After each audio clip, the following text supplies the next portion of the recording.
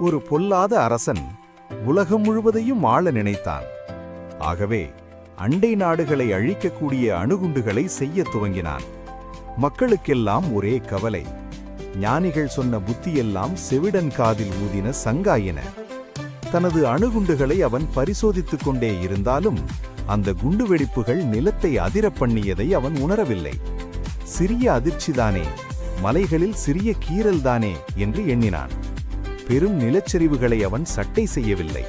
ஆனால் ஒரு நாள் ஒரு குகை இடிந்து விழுந்ததில் 100 பணியாளர்கள் மரித்தனர். இன்னொரு குகை இடிந்தபோது நிவாரணப் பணிக்காகச் சென்றவர்களோடு சேர்த்து 100 பேர் உயிரோடு மண்ணில் புதைந்தனர். அரசன் தன் குற்றத்தை உணர்ந்தான். தன் வினை தன்னைச் சுடும். நீ எதை விதைக்கிறாயோ அதையே அறுப்பாய். மூட்டை மூட்டையாய், வண்டி வண்டியாய்.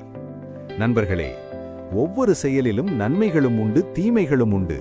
அதனை அறிந்து கொள்ள நாம் அனைத்தின் மீதும் அன்பு செலுத்த வேண்டும்.